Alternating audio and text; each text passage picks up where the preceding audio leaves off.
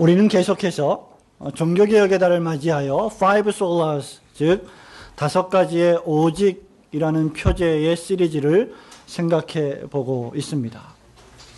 오직 믿음, 오직 은혜, 오직 그리스도, 그리고 이제 오직 하나님께 영광을 묵상할 차례입니다. 오늘날 교회와 신자들이 회복해야 할 한 가지 중대한 주제가 있다면, 가장 시급히 회복해야 될 중대한 주제가 있다면, 엄밀한 의미에서 그것은 지금 한간에 논의되고 있는 칭의론 논쟁도 아니고 교회론도 아닙니다. 오늘날 교회가 가장 중대하게 회복해야 할 주제는 바로 하나님에 대한 생각입니다. 하나님의 영광이라고 하는 주제 말입니다. 성도 여러분, 하나님에 대한 생각보다 더 위대한 생각은 없습니다. 피조물이 할 수 있는 가장 위대한 생각 가운데 하나님에 대한 생각보다 더 크고 중대한 생각은 존재하지 않습니다. 왜냐하면 신자와 교회에게 하나님은 전부이시기 때문입니다. 우리가 생각해 본 오직 믿음, 오직 은혜, 오직 그리스도, 그리고 다음 주에 살펴볼 오직 성경이라고 하는 표제 역시 모두가 다 오직 하나님께 영광을 향하고 있기 때문입니다. 박진우 군, 목사님 보세요. 정신을 차리고 우리가 말씀을 들어야 됩니다. 정신이 번쩍 나죠? 마치 오직 하나님께 영광이, 집을 생각해 볼 때 지붕이라고 한다면 나머지는 지붕을 받치는 기둥이라고 말해도 과언이 아닐 것입니다. 캘리포니아에 소재한 워스트민스터 신학교의 조직신학 교수인 데이빗 반드로네는 이렇게 말했습니다. 솔리 데오 글로리아, 즉 오직 하나님께 영광이죠. 솔리 데오 글로리아는 다른 솔라들을 묶어서 그것들이 각각의 자리에 있게 해주는 접착제, 또는 다른 솔라들을 하나의 거대하고 통일된 전체로 묶어주는 구심점 역할을 한다고 말했습니다. 나의 행위가 아니라 오직 믿음으로, 나의 공로가 아니라 오직 하나님의 은혜로, 나의 선함이 아니라 오직 예수 그리스도로 말미암아 구원을 얻는 것이 확실하다면, 그리고 그것을 하나님의 말씀인 오직 성경이 우리에게 알려주셨다면, 거기에 저와 여러분 편에 어떤 기여나 공헌이나 공로가 존재할 수 있겠습니까? 이 모든 사실이 구원이 오직 하나님께만 영광을 돌려야 할 하나님의 것임을 우리에게 분명하게 알려주고 있습니다. 그리고 바울 역시 오늘 본문에서 그것을 우리에게 웅변적으로 선포하고 있습니다. 오늘은 오직 하나님께 영광에 대해 묵상하면서 하나님이 예비하신 크신 은혜를 함께 나누기를 소원합니다. 첫 번째 우리가 생각해 볼 것은, 오직 하나님이 영광을 받으셔야만 하는 이유는 오직 하나님 한 분만이 영광스러운 분이시기 때문입니다. 36절 말씀을 함께 읽도록 하겠습니다. 이는 만물이, 시작. 이는 만물이 주에서 나오고 주로 말미암으로 주에게로 돌아가니라. 영광은 이르게 세세에 있으리로다. 아멘.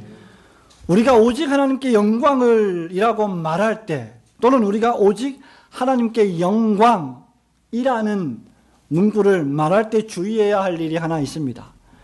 그것은 바로 우리의 행동이, 저와 여러분의 어떤 행동이, 신자와 성도로서의 어떤 행동이 하나님을 영화롭게 한다는 생각입니다. 솔리 데오 글로리아라고 할 때 여러분 잘 아시는 대로 데오는 역격입니다. 글로리아는 목적어죠. 명사입니다. 영광입니다.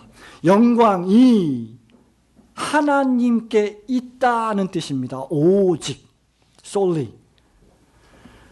여러분 문법을, 영어를 공부하시면 문법을 잘 아시죠? 주격, 소유격, 목적격, 역격, 혹격이 있습니다. 나는, 나의, 나를, 나에게, 나요. 이 격이죠. 그 중에 역격입니다. 영광이라고 하는 것은 하나님께 있다는 것입니다.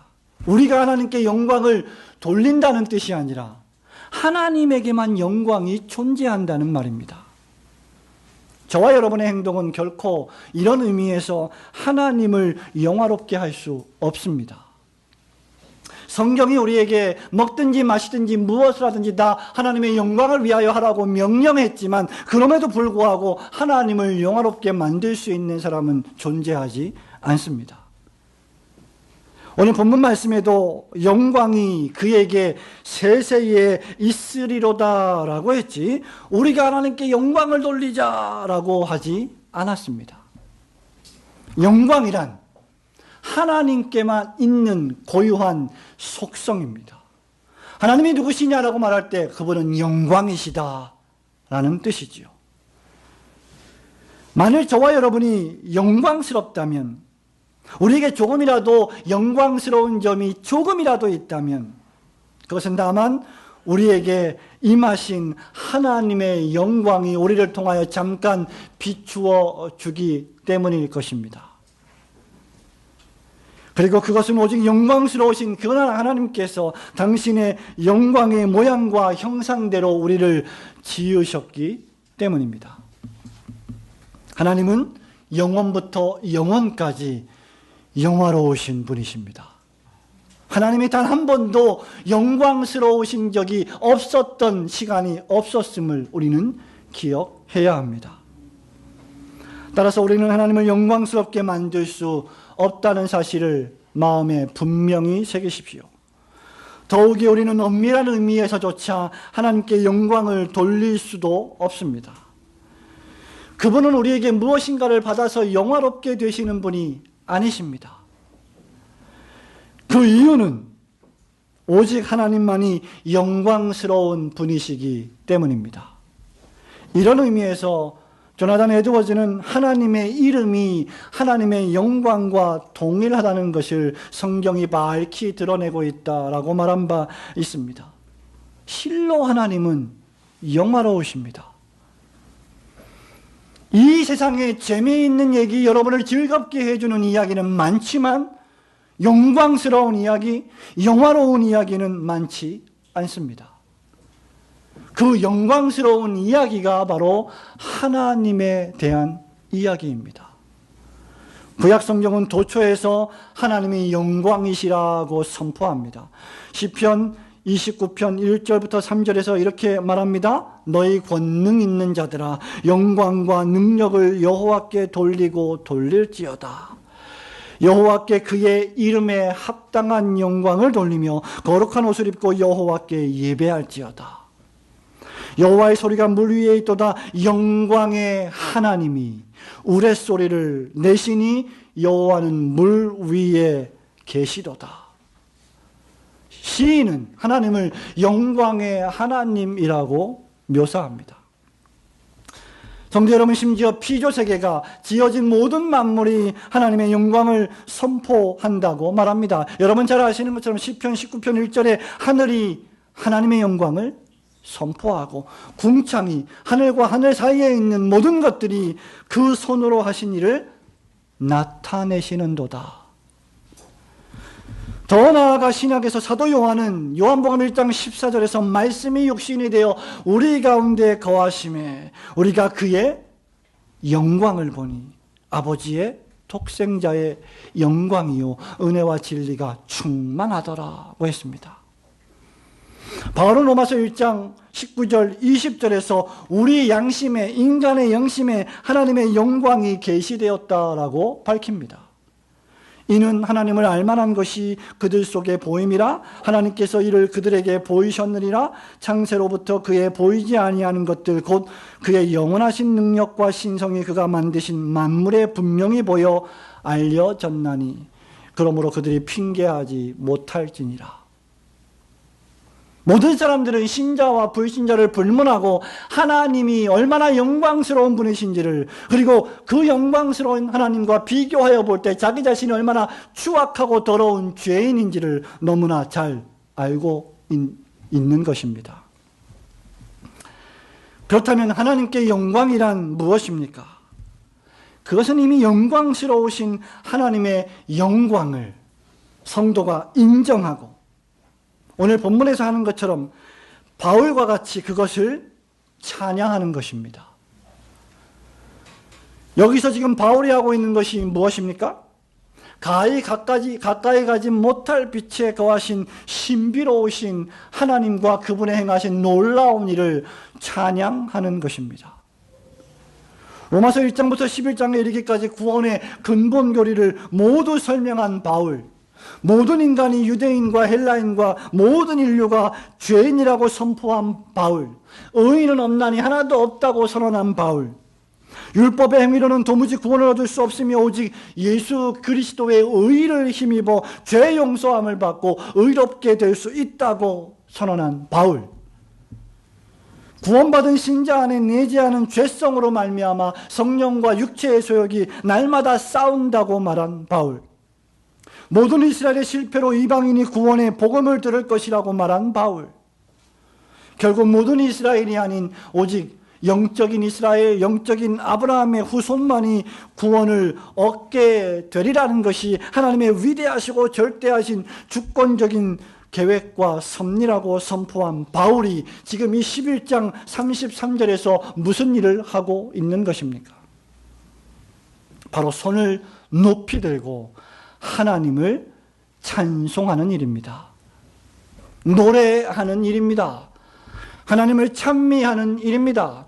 저와 여러분이 평생에 해야 될 단 한 가지 유일한 일이 있다면 손을 높이 들고 여호와 하나님을 찬미하는 것뿐입니다.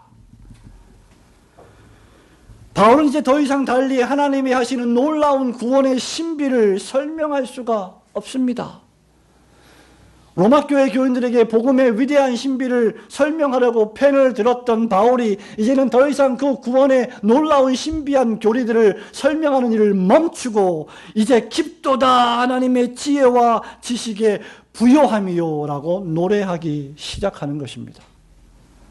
누가 주의 마음을 알았느냐? 누가 하나님의 생각을 이해할 수 있겠느냐? 누가 먼저 하나님께 드려서 하나님이 우리에게 갚을 것이 있다고 말할 수가 있겠느냐? 만물이 주에게서 나오고 주로 말미암고 주에게로 돌아감이라.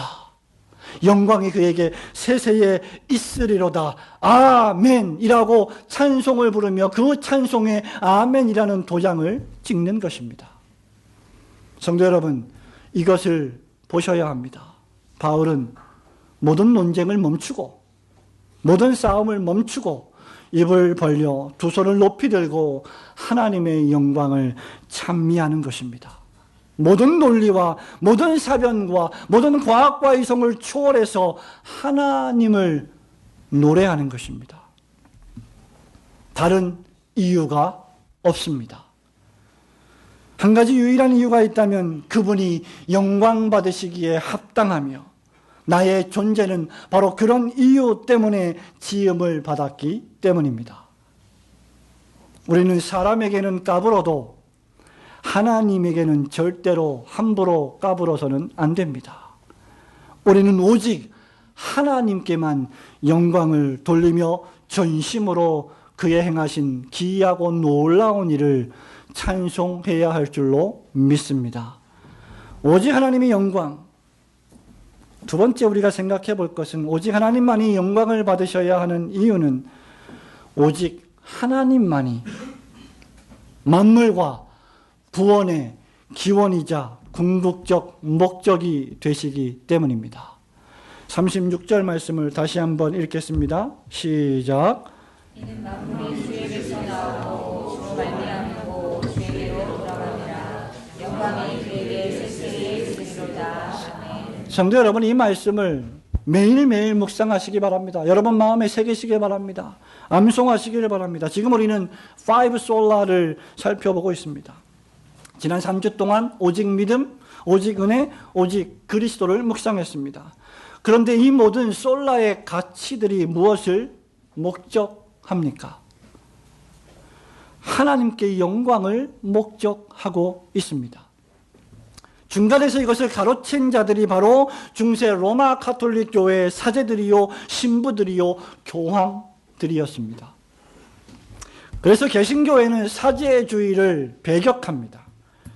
사제주의가 무엇입니까? 노골적으로 말하자면 구원이 사람으로부터 나온다, 또는 구원이 사람으로 말미암는다, 구원이 사람을 방편으로 이루어진다라고 주장하는 사상입니다.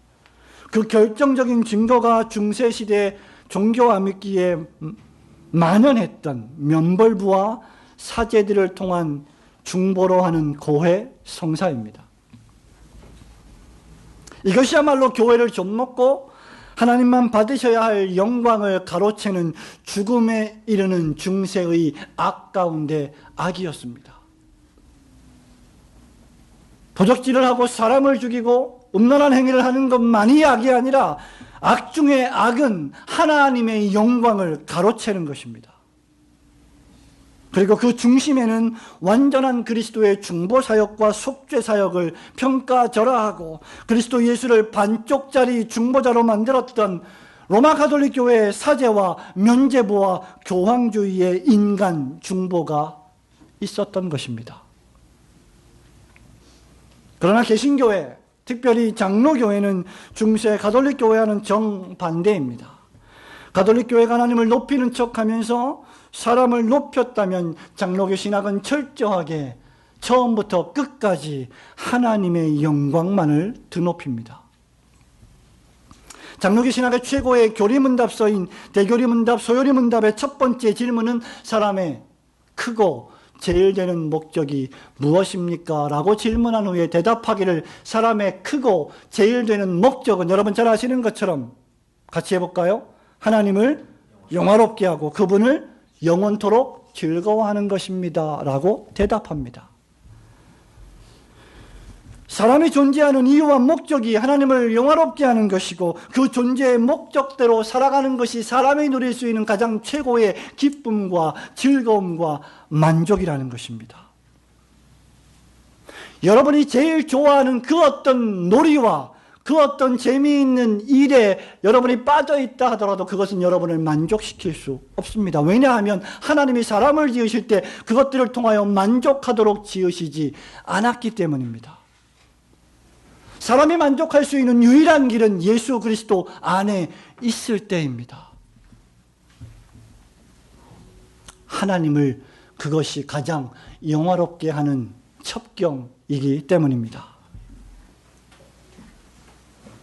그래서 대소요리문답은 철저하게 하나님의 영광으로 시작해서 제일 마지막 문답도 주기도문의 마지막 맺는 말이 무엇입니까? 라고 말할 때 대개 나라와 권세와 영광이 아버지께 영원히 있사옵니다 라고 고백하는 것입니다 라고 맺는 것입니다. 사람이 사람을 평가할 때 종종 우리는 그 사람이 무엇을 하고 있는지를 보면 그 무엇을 하고 있는 것이 그 사람이다 라는 말을 하는 경우가 있습니다. 나는 무엇을 하고 있는가? 나는 과연 누구를 향하고 있는가? 나는 무엇을 목적하고 매일매일 하루 이 코로 입으로 숨을 쉬고 있는가? 과연 누구에게 영광을 돌리고 있는가? 무엇을 즐거워하고 있는가? 나는 과연 하나님을 즐거워하고 있는가? 나의 종교 행위, 나의 주일 성수, 나의 모든 이 기독교와 관계된 생각과 말과 행동들이 하나님을 영화롭게 하고 그분을 즐거워하는 것으로 채워지고 있는가? 하나님과 함께 하는 사람들과 함께하는 것을 세상의 것들과 함께하는 것보다 더 즐거워하고 있는가? 모세처럼 세상의 보화에 빠져서 그 보화로 낙을 누리는 것보다 하나님의 백성들과 함께 고난받는 것을 더 큰 즐거움으로 누리고 있는가?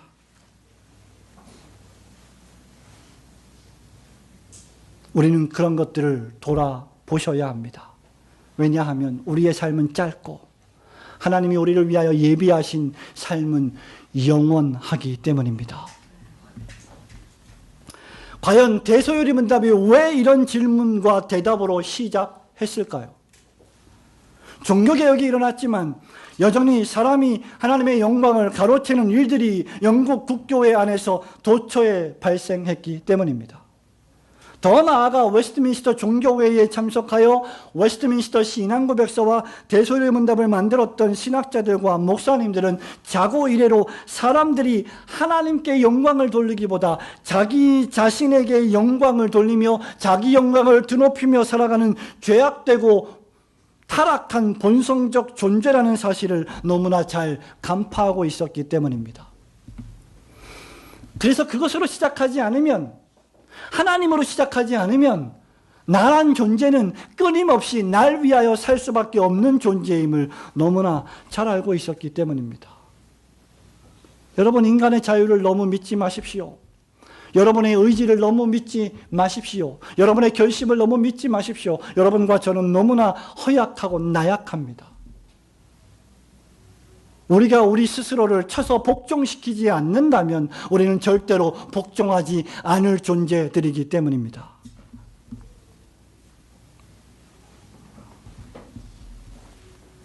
아담과 하와가 그랬습니다. 이후에 출생한 모든 인간들이 그러했습니다. 바울이 로마서 1장 21절에서 한탄하듯이 하나님을 알되, 하나님이 계시다는 걸 지식적으로, 논리적으로 인정해요. 인정할 수밖에 없습니다. 왜? 만물이 하나님의 영광을 선포하기 때문이죠. 자기 양심이 하나님이 계시다는 것을 인정하기 때문이죠. 그럼에도 불구하고 하나님을 알되 하나님으로 영화롭게도 아니하며 하나님이 모든 것을 주셨음에도 감사치도 아니하고 그 생각이 허망하여지고 그 미련한 마음이 어두워져 버린 것입니다. 그래서 바울은 다시 우리에게 상기시킵니다. 만물이 주에게서 나오고 주로 말미암고 주에게로 돌아갑니다.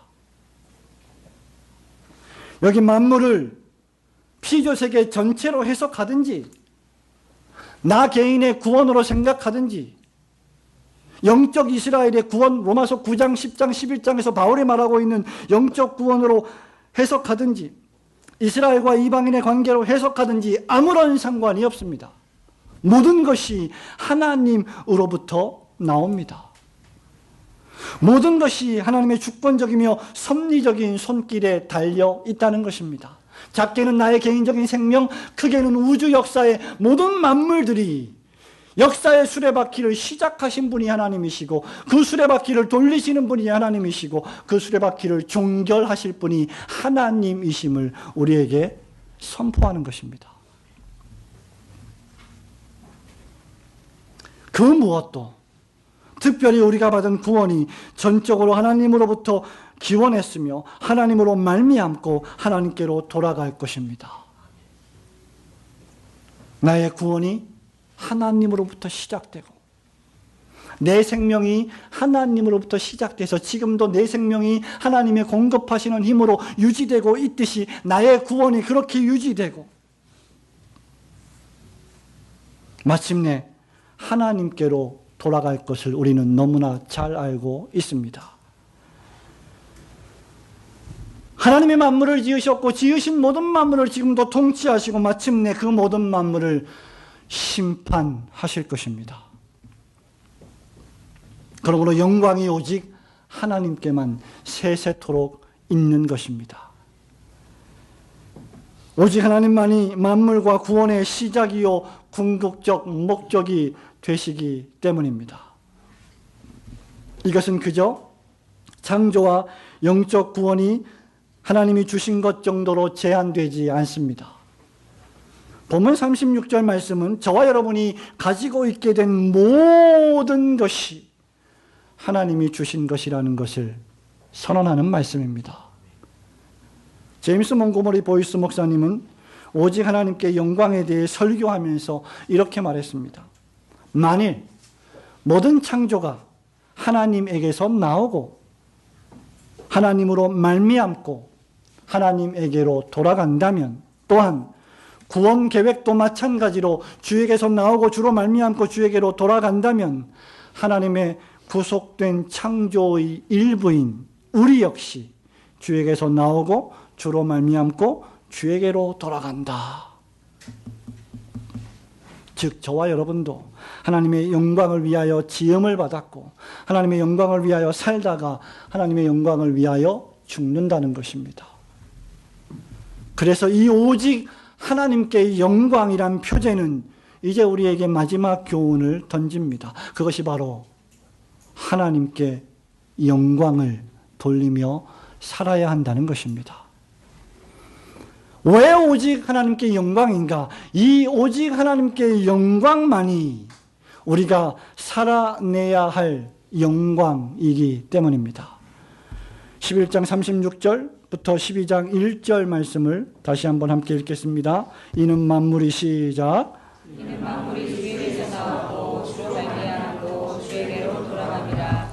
영광이 그에게 세세히 있으리로다. 아멘. 그러므로 형제들아 내가 하나님의 모든 자비하심으로 너희를 권하노니 너희 몸을 하나님이 기뻐하시는 거룩한 산제사로 드리라. 이는 너희의 드릴 영적 예배니라. 아멘. 여러분이 잘 아시다시피 본래 성경에는 장절 구분이 없었습니다. 로마서는 로마 교회를 향해 한 통으로 쓰여진 복음의 편지였습니다.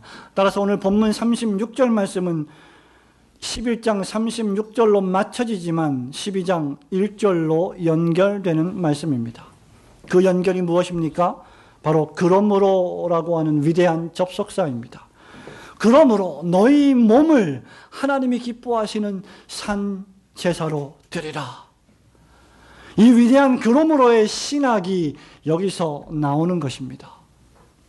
왜 우리가 변화를 받아야 합니까? 왜 우리 몸을 하나님이 기뻐하시는 몸으로 하나님이 원하시는 산제사로 영적 예배로 올려드려야 합니까? 만물이 주에게서 나오고 주로 말미암고 주에게로 돌아가기 때문입니다. 영광이 그분에게만 세세 무궁토록 영원히 있을 것이기 때문입니다. 저와 여러분의 몸은 우리의 것이 아니라 나의 것이 아니라 하나님께서 예수 그리스도의 피값으로 사신 구속의 몸이기 때문입니다. 이 사실을 착각하면 우리는 교만하게 됩니다. 이 하나님의 영광이 그래서 나의 예배적인 삶을 도출해내고 이끌어냅니다. 저와 여러분이 왜 주일날 이 아침에 예배당에 나옵니까? 바로 이 위대한 하나님의 영광 때문입니다.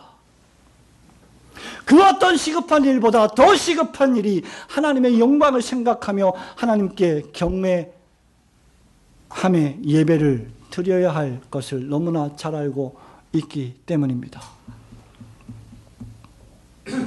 하나님의 영광이 나의 예배적 삶을 도출해낸다. 이 말이 무슨 말입니까? 하나님의 영광을 본 사람은 무릎을 꿇고 탄식하며 하나님을 향하여 경배하게 되어 있습니다. 이사야 선지자는 이사야 6장 3절에서 5절에서 거룩하다 거룩하다 거룩하다 만군의 여호와여 그의 영광이 온 땅에 충만하도다. 그때 내가 말하되 화로다 나여 망하게 되었도다. 이것이 피조물이 영광의 하나님 앞에 나타내야 할 유일한 반응인 것입니다. 모든 피조물이 하나님으로부터 나오고 돌아가며 우리를 위한 구원 계획이 하나님의 주권적 섭리의 산물이라면 우리의 전 삶의 시간 역시 하나님의 영광을 위한 것이 아니고 무엇이겠습니까? 예수께서 날 위하여 성육신하여 세상에 오셨고 살아셨고 죽으시고 부활하신 놀라운 구속의 역사가 하나님의 영광을 위한 것이었다면 예수 그리스도로 말미암아 구속을 입은 저와 여러분의 삶의 모든 국면의 궁극적인 목표가 역시 하나님의 영광이어야 합니다. 그래서 바울이 고린도 교회에 싸우는 고린도 교회 교인들을 향하여 야 이 사람들아 정신 좀 차려라. 먹든지 마시든지 하나님의 영광을 위하여 하라. 교회에 거치는 자가 되지 마라. 이방인과 유대인에게 거치는 자가 되지 마라. 그들의 구원을 위하여 너의 유익을 구하지 말고 그들의 유익을 구하라고 설교한 것입니다. 우리가 어떻게 하면 하나님의 영광의 삶을 살아낼 수 있겠습니까? 그것은 신자의 삶의 전 국면에서 하나님의 영화로우심을 거울처럼 반영하고 드러내는 것입니다. 오늘 아침에 교회에 나오시면서 여러분은 거울을 몇 번이나 보셨습니까? 거울을 보시면서 여러분 화장을 하시고 온 매무새를 단정하게 하고 뭔가 삐뚤어진 것이 있으면 바르게 하고 나오시지 않습니까? 거울은 나의 모습을 비추어 줍니다. 하나님의 영광이란 나의 모습을 통하여 드러나는 것이지 우리가 하나님을 영화롭게 만드는 것이 아닙니다. 그리고 그 중심에는 하나님을 향한 예배가 있습니다. 목사들이 여러 가지 이유로 예배를 강조하지만 가장 강조해야 될 이유 가운데 하나는 바로 이것입니다. 하나님의 영광을 위하여 예배를 집중하는 것. 다른 목적이 아니라, 다른 이유가 아니라 하나님께 온전히 집중하기 위하여 주일 예배에 집중하는 것. 그것이 영광입니다. 하나님께서 우리에게 교회 공동체를 주신 이유가 여기 있지요. 우리의 삶의 모든 장소, 모든 시간에서 하나님의 영광을 드러내야 하지만 하나님의 백성들이 예배당에서 하나님께 올리는 예배만큼 하나님의 위대하신 영광이 드러나는 시간과 장소가 없습니다. 우리가 오늘 올려드리는 예배는 장차 하나님의 나라에서 영원토록 즐거워할 예배의 전조입니다. 따라서 사단은 할 수만 있으면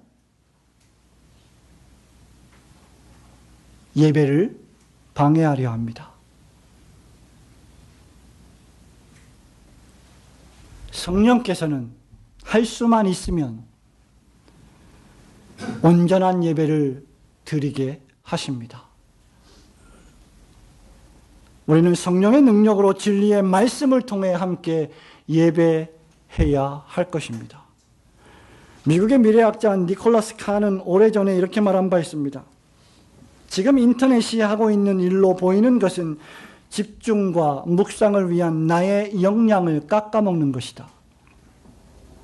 인터넷은 정신 집중을 가로막고 방해하는 시스템으로서 의도적으로 주의를 분산시키기에 적합하게 고안된 기계다.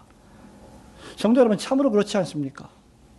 10분이 되는 교회에서 저희 집까지 10분이 되는 걸음거리를 걸으면서 몇 개의 횡단보도를 건널 때마다, 왕복 20분의 거리를 걸어갈 때마다 저는 몇 차례씩 위험천만한 일들을 목격합니다. 사람들이, 청년들이, 학생들이 스마트폰을 들고 스마트폰에 빠져서 파란색 신호등이 켜졌을 때 횡단보도를 건너가는 일들입니다. 그들은 횡단보도가 하나님인 것으로 생각을 합니다. 횡단보도가 파란불 신호등이 날 지켜줄 것으로 굳게 믿는 것 같습니다. 그러나 운전자가 부주의해서 파란불을 못 보고 지나간다면 그 사람은 어떻게 되겠습니까? 오늘날 우리는 손바닥 안에서 가지고 노는 인터넷을 가지고 있습니다. 과거에는 큰 모니터 화면을 보고 인터넷을 즐겼다면 침대에 누워서 그 큰 모니터를 보고 자판을 두들길 수는 없지 않겠습니까? 스마트폰은 사람이 만들었지만 사람이 도리어 스마트폰에 점령당하는 시대를 우리는 살아가고 있습니다. 우리가 스마트폰을 지배하는 것이 아니라 스마트폰이 우리를 지배해서 스마트폰이 이끄는 대로 따라가는 시대. 우리는 도처에서 하나님께 영광을 가로막는 분산과 산만의 시대를 살고 있습니다. 1시간 예배조차 온전히 집중하지 못하는 시대. 설교가 33분이 넘어가면 지루해하는 시대.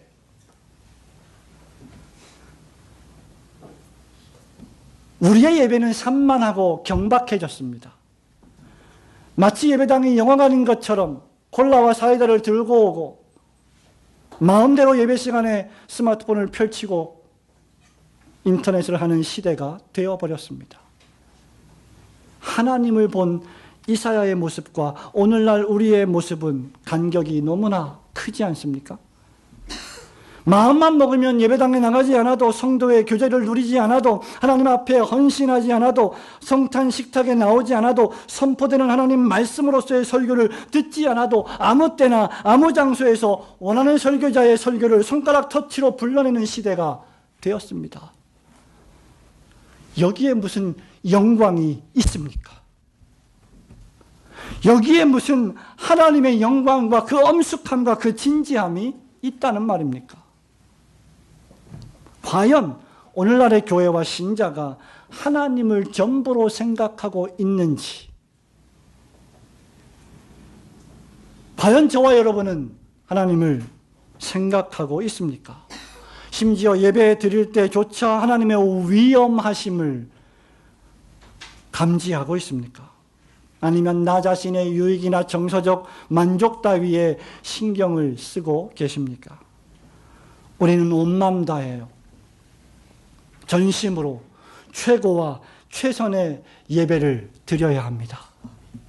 목사가 여러분에게 10분 전에 오셔서 마음을 정돈하고 말씀을 묵상하며 자신의 영혼과 설교자의 영혼과 성도들의 영혼을 위하여 기도하라고 하는 이유가 여기에 있는 것입니다. 예배는 영화가 아닙니다. 영화는, 뮤지컬은 영광을 재현하지 못합니다.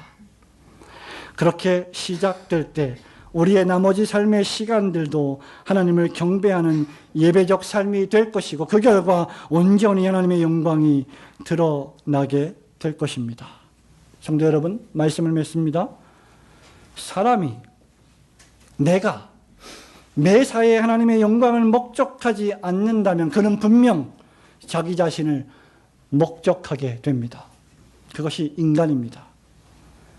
하나님을 경외해야 할 신자에게 이기적인 자기 사랑만큼 해악적인 것도 없습니다. 신자는 하나님을 사랑하기 위하여 자신을 사랑해야 합니다. 그것이 우리의 존재의 이유이기 때문입니다. 자기를 사랑하고 아끼는 모든 것이 하나님의 영광을 위한 것이 아니라면 그것은 썩어져 없어질 것이고 영원할 것이 못될 것입니다. 덧없이 무참하게 속절없이 흘러가는 세월 속에서 오직 하나님의 영광만이 영원합니다. 사랑하는 친구 여러분, 꽃은 시들고 여러분의 그 생기발랄한 그 젊음도 마르게 됩니다. 금방 늙습니다. 우리 목사님은 맨날 늙는다는 말이에요. 아직 꽃을 피워보지도 못했는데. 성경 말씀입니다. 우리 육체는 꽃처럼 풀처럼 시들지만 하나님의 말씀만이 영원할 것이다. 우리는 기회를 놓치지 말아야 합니다. 하나님께 영광 돌릴 종목들이 무엇인가? 주인 되신 하나님 앞에 내가 무엇을 어떻게 하여야 할 것인가? 자꾸 달라고 하지 마시고 하나님께 드릴 일이 무엇인가? 양 어깨에 교회를 짊어지고 건강하고 거룩한 교회를 만들기 위해 부단히 애쓰는 목사님, 장로님들, 집사님, 권사님들에게 뭐 도와드릴 것이 없습니까? 라고 묻는 말 한마디가 바로 하나님의 영광입니다. 칼빈은 기독교 강요 3권 7장에서 그리스도인의 삶의 요체, 자기를 부인함 제1항에서 하나님이 주인이심이라는 항목에서 이렇게 말합니다. 우리는 우리의 것이 아니다. 그러니 우리의 생각이나 우리 뜻이 우리 계획과 행동을 주장하게 해서는 안 되는 것이다. 우리는 우리 것이 아니다. 그러므로 우리의 죄악된 육체의 편리한 것을 목표로 삼고 그것을 추구해서는 안 된다. 우리는 우리의 것이 아니다. 그러니 할 수 있는 대로 우리 자신이나 우리에게 속한 모든 것을 잊어버려야 할 것이다. 반대로 우리는 하나님의 것이다. 그러니 그를 위하여 살고 그를 위하여 죽어야 한다. 우리는 하나님의 것이다. 그러니 그의 뜻과 그의 지혜가 우리의 모든 행동을 다스리게 해야만 한다. 우리는 하나님의 것이다. 그러므로 하나님을 유일한 목적으로 삼고 우리의 삶의 각 부분마다 그를 향하여 나아가도록 최선을 다하여야 한다. 여기서 칼빈이 3번에 걸쳐 강조하는 문장이 있습니다. 그 하나는 바로 우리는 우리의 것이 아니다 이며 다른 하나는 우리는 하나님의 것이다 입니다. 이것은 이미 칼빈 이전에 사도 바울이 한 말씀이 아닙니까? 살아도 주를 위하여 살고 죽어도 주를 위하여 죽나니 우리가 사나 죽으나 주의 것이로다. 바울과 칼빈을 본받아 저와 여러분도 우리는 우리의 것이 아니라 하나님의 것이라고 외치시면서 오직 하나님께만 영광을 돌리시는 성도들이 되시기를 주님의 이름으로